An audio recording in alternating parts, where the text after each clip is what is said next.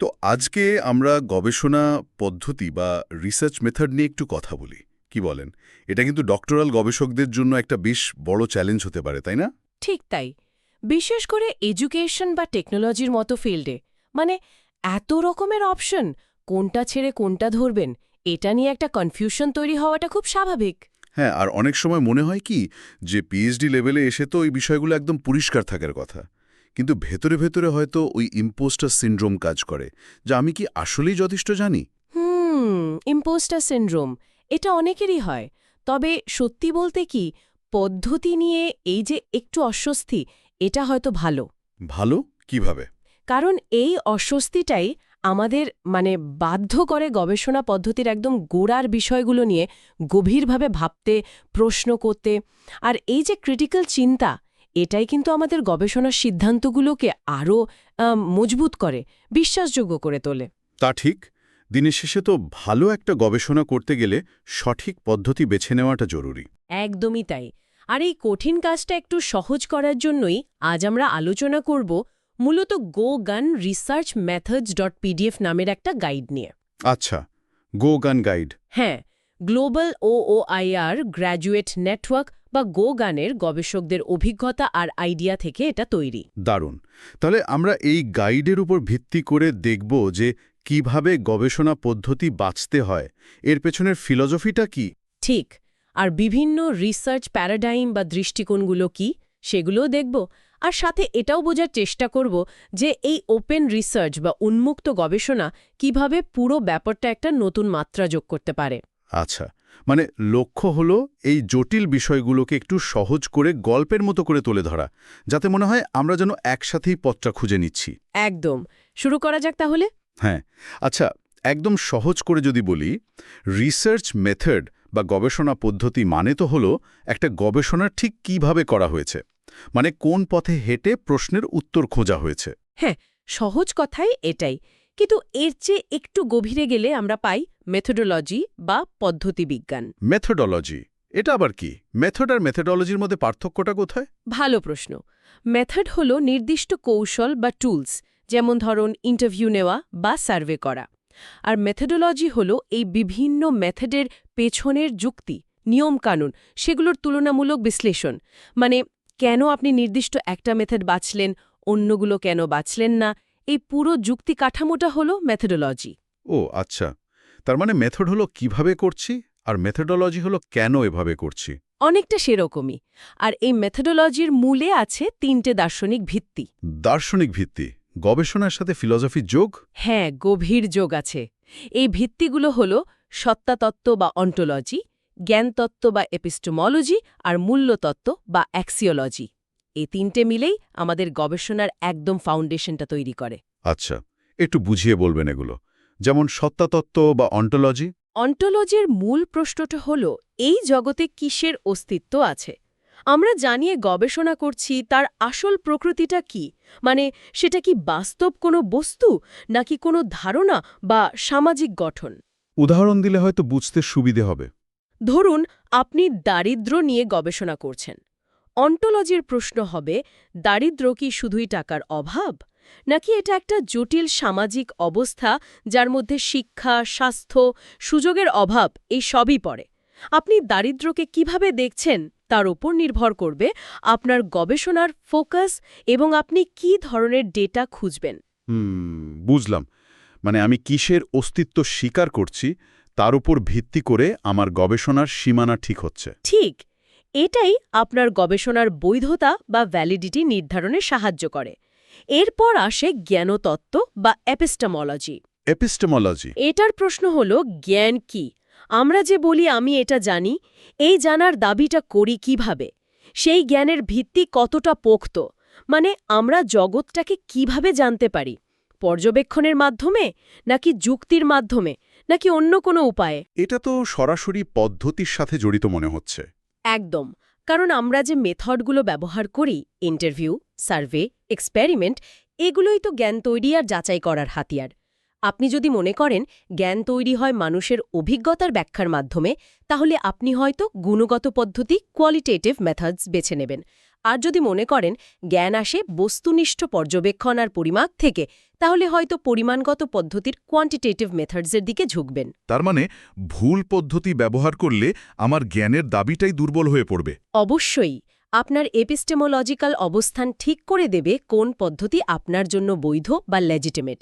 আর তৃতীয়টা হল মূল্যতত্ত্ব বা অ্যাক্সিওলজি। অ্যাক্সিওলজি এটা কিসের সাথে সম্পর্কিত? এটা হলো ভ্যালুজ বা মূল্যবোধ এবং এথিক্স বা নৈতিকতার জগৎ। আমরা যদিও মনে করি বিজ্ঞান একদম অবজেক্টিভ বা বস্তুনিষ্ঠ, হ্যাঁ, সেটাই তো ধারণা। কিন্তু গবেষকের নিজের মূল্যবোধ কিন্তু গবেষণাকে প্রভাবিত করে। যেমন আপনি কোন টপিকটা বাছলেন, কাদের উপকার হবে ভেবে গবেষণাটা করছেন, গবেষণার সময় নৈতিকতার কোন মানদণ্ডগুলো মেনে চলছেন, এই সব কিছুতেই আপনার ব্যক্তিগত বা সামাজিক মূল্যবোধের একটা ভূমিকা থাকে। তার মানে গবেষণা কখনোই পুরোপুরি মূল্যবোধ নিরপেক্ষ নয়। তারা বরং একটা নির্দিষ্ট রিসার্চ প্যারাডাইম বা গবেষণা ঘরানার মধ্যে থেকেই কাজ শুরু করেন। এই প্যারাডাইমগুলো হলো অনেকটা রেডিমেড ফ্রেমওয়ার্কের মতো, যার ভেতরে নির্দিষ্ট অন্টোলজি, এপিস্টোমোলজি আর পদ্ধতি ধারণাগুলো একরকম প্যাকেজ হিসেবে থাকে। ওহ আচ্ছা, প্যারাডাইম এই টার্মটা শুনেছি। টমাস কুন বোধহয় এটা নিয়ে বলেছিলেন। হ্যাঁ, টমাস কুন। তিনি বিজ্ঞানের ইতিহাসে দেখিয়েছেন কিভাবে এক প্যারাডাইম থেকে আরেক প্যারাডাইমে শিফট হয়। শিক্ষা গবেষণাতেও এরকম কিছু প্রভাবশালী প্যারাডাইম আছে। কি কি সেগুলো একটু বলবেন? অবশ্যই। সবচেয়ে পরিচিত দুটো হল পজিটিভিজম বা প্রত্যক্ষবাদ এবং ইন্টারপ্রিটিভিজম বা ব্যাখ্যাবাদ। পজিটিভিজম আর ইন্টারপ্রিটিভিজম। হ্যাঁ, পজিটিভিজম মূলত প্রাকৃতিক বিজ্ঞানের মডেল ফলো করে। এদের বিশ্বাস হল জগৎটাকে বস্তুনিষ্ঠভাবে পর্যবেক্ষণ করা যায়, পরিমাপ করা যায় এবং কার্যকারণ সম্পর্ক খুঁজে বের করা যায়।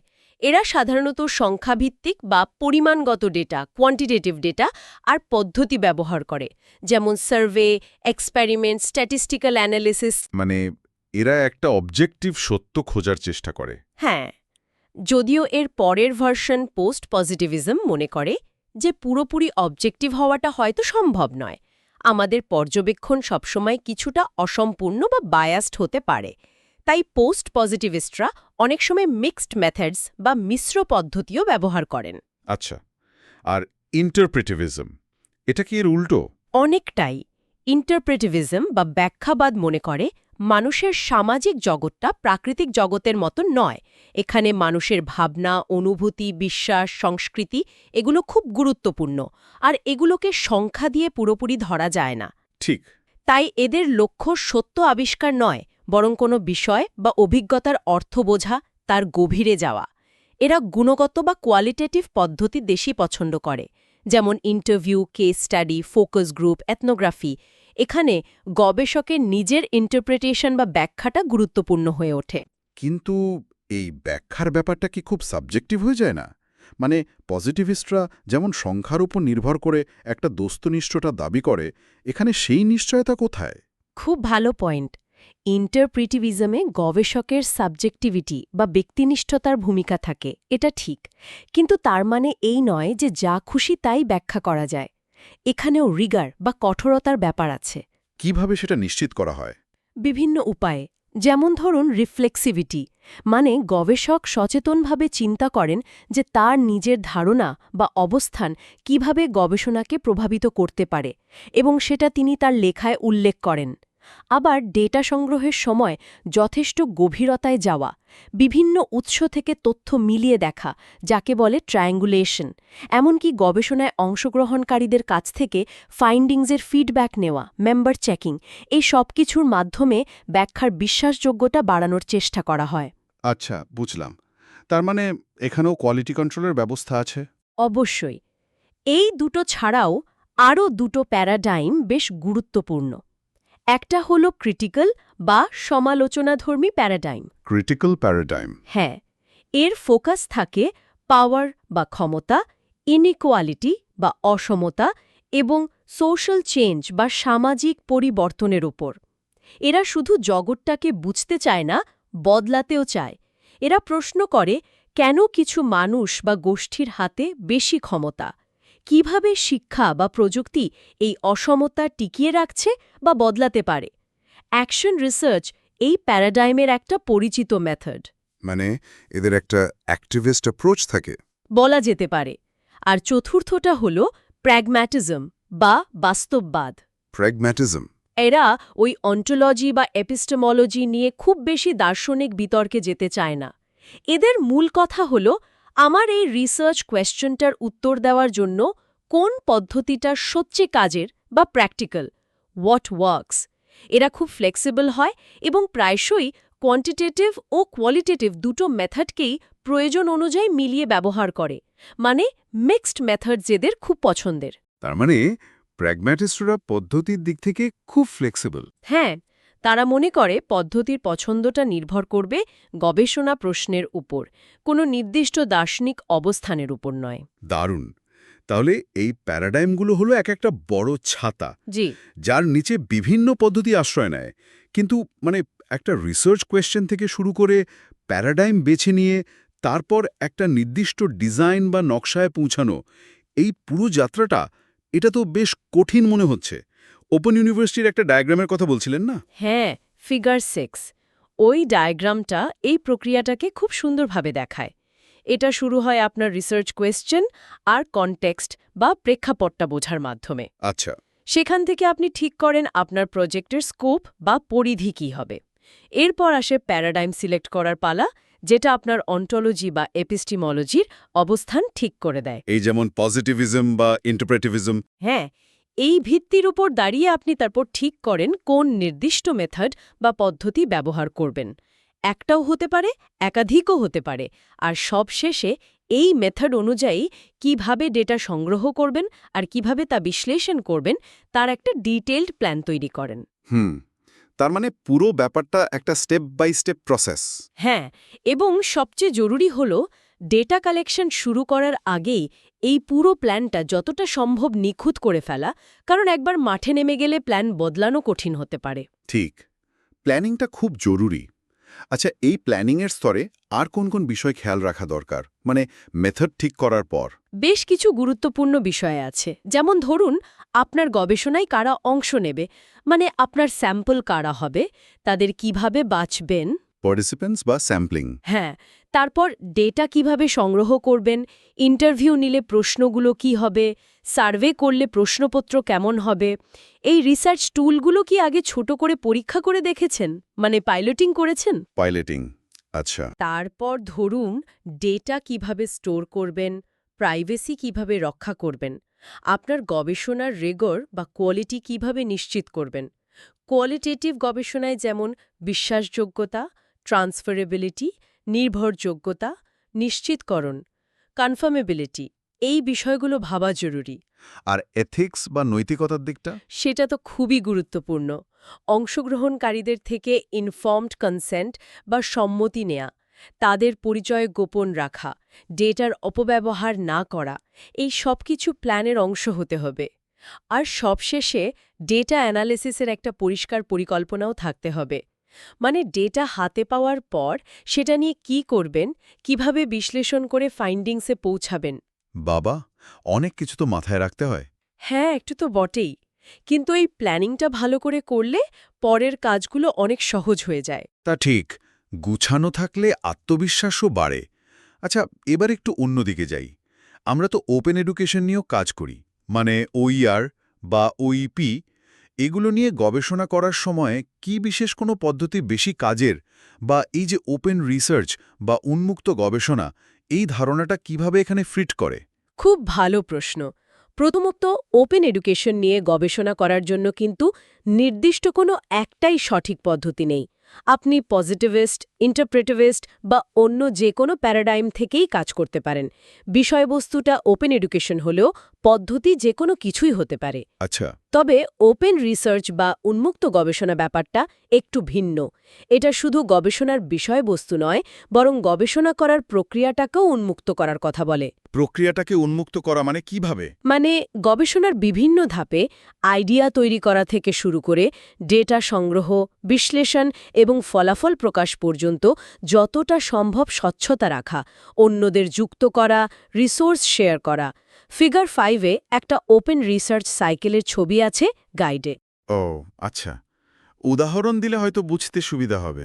ধরুন আইডিয়া তৈরির পর্যায়ে আপনি হয়তো আপনার প্রাথমিক ভাবনাগুলো একটা ব্লগে লিখলেন বা সোশ্যাল মিডিয়ায় শেয়ার করে অন্যদের ফিডব্যাক চাইলেন। হুম। লিটারেচার রিভিউ করার সময় ওপেন অ্যাক্সেস জার্নাল ব্যবহার করলেন বা অন্যদের তৈরি ওপেন ডেটা সেট কাজে লাগালেন। পদ্ধতি নির্বাচনের ক্ষেত্রেও নতুন কিছু ভাবতে পারেন, যেমন ক্রাউড সোর্সিং, মানে কোনো একটা কাজের জন্য জনসাধারণের সাহায্য নেওয়া, অথবা ডেটা ভিজুয়ালাইজেশন বা নেটওয়ার্ক অ্যানালিসিসের মতো টুল ব্যবহার করা। ইন্টারেস্টিং। আর গবেষণা চালানোর সময়? এখানে মার্টিন ওয়েলারের গেরিলা রিসার্চ ধারণাটা বেশ মজার। Guerrilla research? এটা আবার কি? এর মানে হল কোনো বড় ফান্ডিং বা ফর্মাল পারমিশনের জন্য অপেক্ষা না করে হাতের কাছে থাকা ফ্রি বা ওপেন রিসোর্স ব্যবহার করে ছোট পরিসরে গবেষণা শুরু করে দেওয়া। বাহ, দারুণ তো। হ্যাঁ, যেমন ধরুন কেটি জর্ডেন। তিনি মুক বা ম্যাসিভ ওপেন অনলাইন কোর্স থেকে পাওয়া পাবলিকলি অ্যাভেলেবল ডেটা আর কিছু ফ্রি টুলস ব্যবহার করে একটা গবেষণা করেছিলেন। সেই কাজের ভিত্তিতে পরে তিনি ফান্ডিংও পেয়েছিলেন। তার মানে শুরু করার জন্য সবসময় বড় আয়োজন লাগে না? একদমই না। তবে হ্যাঁ, এখানেও নৈতিকতার দিকটা খেয়াল রাখতে হবে। ডেটা ওপেন হলেও তার ব্যবহার যেন নৈতিক হয়। অবশ্যই। আর ফলাফল প্রচারের ক্ষেত্রে? সেখানেও ওপেননেসের সুযোগ আছে। যেমন আপনার পেপারটা ওপেন অ্যাক্সেস জার্নালে পাবলিশ করা, যাতে সবাই সেটা পড়তে পারে। হ্যাঁ, এটা তো এখন অনেকেই করছেন। এছাড়া আপনার ডেটা সেট, যদি সম্ভব হয়, বা রিসার্চ টুলসগুলো যেমন প্রশ্নপত্র শেয়ার করা, যাতে অন্য গবেষকরাও সেটা ব্যবহার করতে পারেন বা আপনার কাজটা যাচাই করতে পারেন। ব্লগ পোস্ট, ইনফোগ্রাফিক, সোশ্যাল মিডিয়ার মাধ্যমে আপনার ফাইন্ডিংস সহজ ভাষায় সবার কাছে পৌঁছে দেওয়া, এগুলো সবই ওপেন রিসার্চের অংশ। তার মানে ওপেন রিসার্চ শুধু ফাইন্ডিংস শেয়ার করা নয়, পুরো প্রক্রিয়াটাকেই আরও বেশি কোলাবোরেটিভ আর ট্রান্সপ্যারেন্ট করে তোলার একটা দর্শন। ঠিক তাই। কতটা ওপেন হবেন সেটা অবশ্যই গবেষক নিজে ঠিক করবেন, কিন্তু ওপেন অ্যাপ্রোচ নিলে কাজের ভিজিবিলিটি বাড়ে, ফিডব্যাক পাওয়ার সুযোগ তৈরি হয় এবং জ্ঞানের আদান প্রদান সহজ হয়। দারুণ। এবার তাহলে একটু সুনির্দিষ্ট পদ্ধতির দিকে যাওয়া যাক। মানে জিওজিয়ান গবেষকরা কোন কোন পদ্ধতি ব্যবহার করেছেন, তাদের অভিজ্ঞতা কেমন ছিল, সেগুলোর কয়েকটা উদাহরণ দেখলে হয়তো ব্যাপারটা আলো পরিষ্কার হবে। হ্যাঁ, অবশ্যই। গাইডে তো অনেকগুলো পদ্ধতির কথা আছে। আমরা বরং কয়েকটা ভিন্নধর্মী পদ্ধতি নিয়ে আলোচনা করতে পারি, যেগুলো বিভিন্ন প্যারাডাইমের প্রতিনিধিত্ব করে। সেটাই ভালো হয়। প্রথমে না হয় সেগুলো দেখি যেগুলো কোনো কিছুর গভীরে গিয়ে বুঝতে সাহায্য করে, মানে ইন্টারপ্রিটিভ বা কোয়ালিটেটিভ ঘরানার পদ্ধতি। ঠিক আছে, এই ঘরানায় প্রথমে কেস স্টাডির কথা বলা যায়। Case study? এটা হলো কোনো একটা নির্দিষ্ট কেস হতে পারে, একজন ব্যক্তি, একটা স্কুল, একটা প্রোগ্রাম বা একটা ঘটনা, তার ওপর খুব গভীরভাবে চতুর্দিক থেকে আলোকপাত করা। এখানে কোয়ান্টিটেটিভ বা কোয়ালিটেটিভ বা দুটোই ব্যবহার করা যেতে পারে। এর সুবিধা কি? সুবিধা হলো এটা একটা বিষয়ের গভীরে গিয়ে তার জটিলতাগুলো তুলে আনতে পারে, যা হয়তো বড় স্কেলের সার্ভেতে সম্ভব নয়। এটা তত্ত্ব পরীক্ষা করতেও যেমন পারে, আবার নতুন তত্ত্ব তৈরিতেও সাহায্য করতে পারে। বেশ ফ্লেক্সিবল একটা পদ্ধতি। গাইডে সারা হাটনের উদাহরণটা আছে না? হ্যাঁ, তিনি হারমেনিউটিক ফেনোমেনোলজিক্যাল কেস স্টাডি ব্যবহার করেছিলেন। হ্যাঁ, সারা হাটন।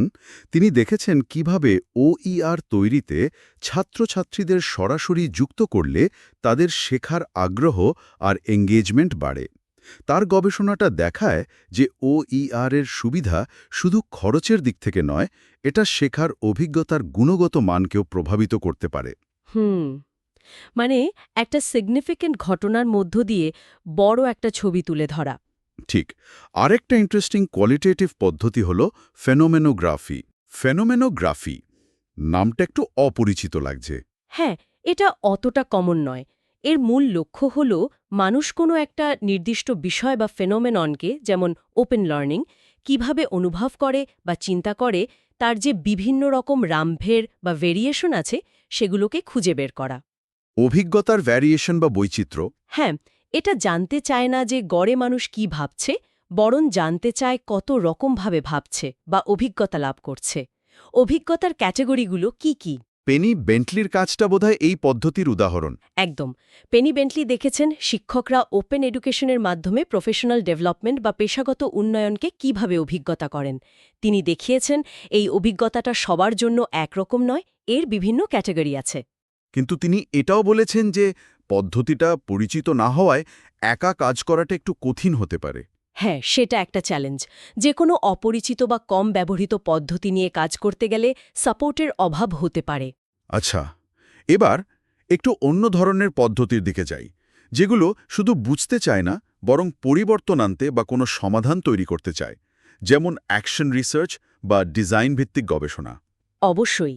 অ্যাকশন রিসার্চ তো বেশ পরিচিত, বিশেষ করে শিক্ষাক্ষেত্রে। হ্যাঁ, এটার মূল আইডিয়া হলো যারা কোনো একটা সমস্যার মধ্যে আছেন, যেমন শিক্ষক বা ছাত্রছাত্রী, তারাই গবেষকের সাথে মিলে সমস্যাটা চিহ্নিত করবেন, সমাধানের উপায় খুঁজবেন, সেটা প্রয়োগ করবেন এবং ফলাফল দেখে আবার প্ল্যান করবেন। এটা একটা সাইকেল বা চক্রাকার প্রক্রিয়া। মানে এটা খুব অংশগ্রহণমূলক। হ্যাঁ, এবং খুব প্র্যাকটিক্যাল।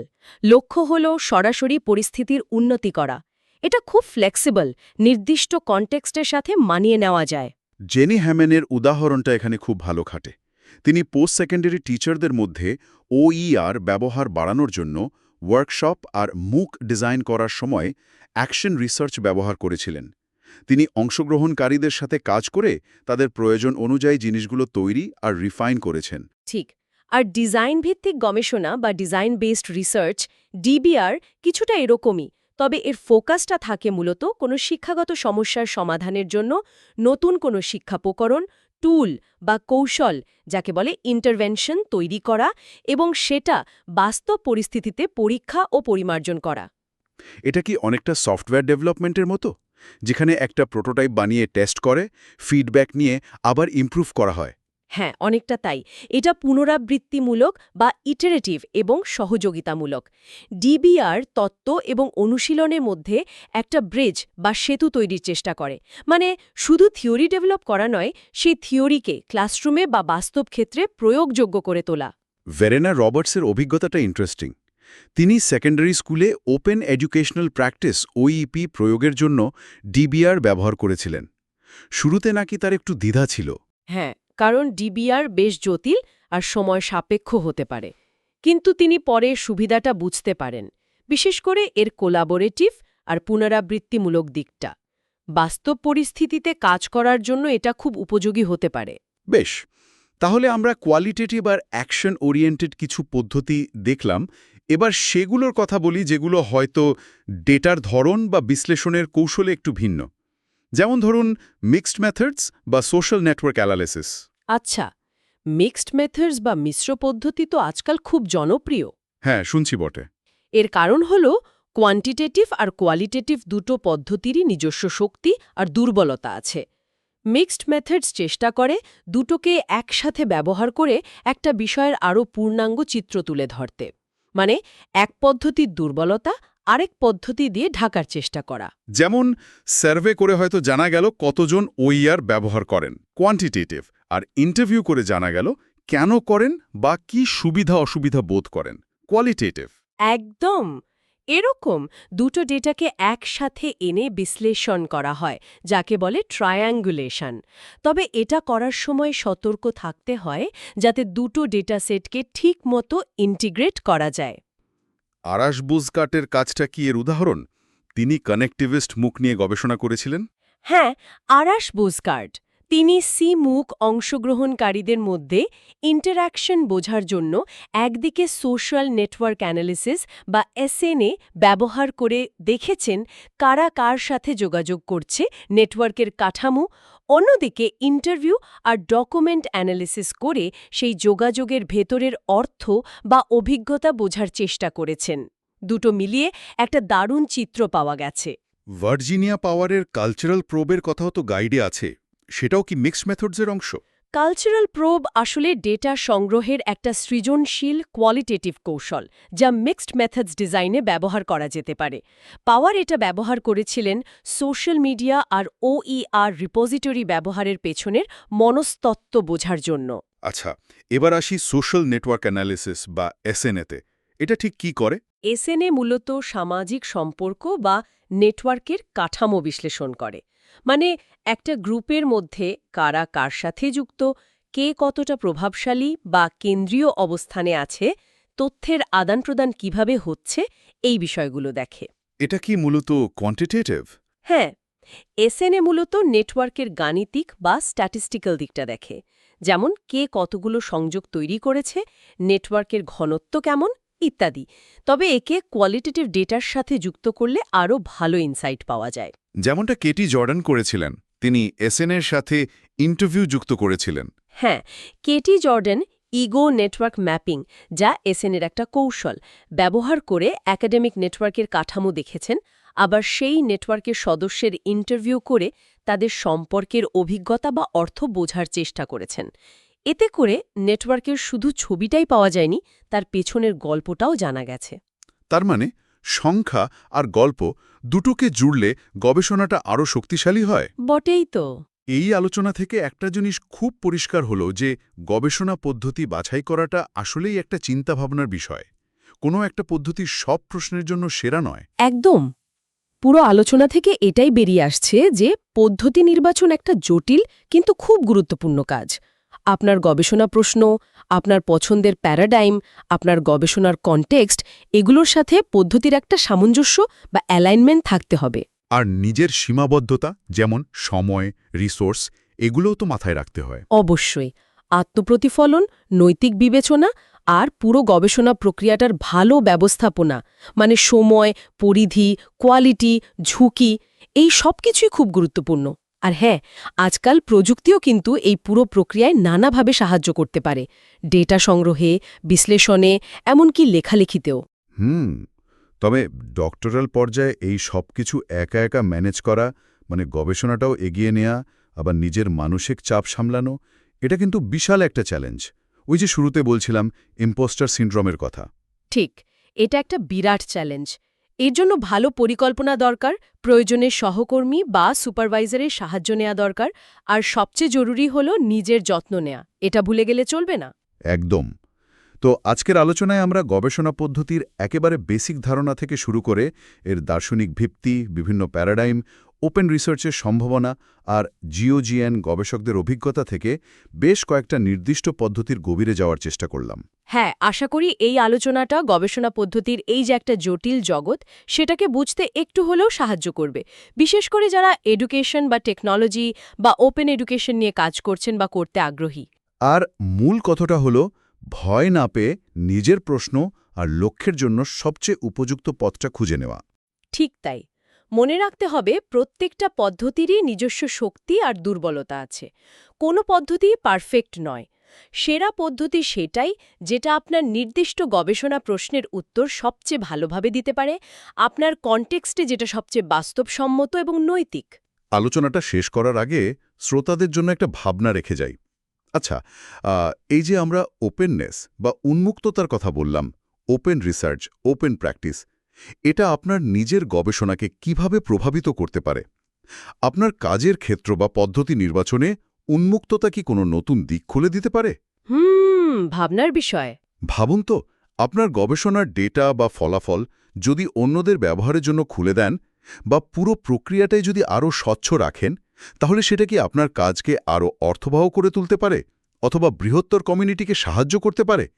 এই যে বিভিন্ন পদ্ধতির কথা আমরা আলোচনা করলাম, এগুলো জানার পর আপনার নিজের আগ্রহের বিষয়টাকে কি অন্য কোনো পথে, হয়তো আরও উন্মুক্ত কোনো পথে অন্বেষণ করার কথা ভাবছেন?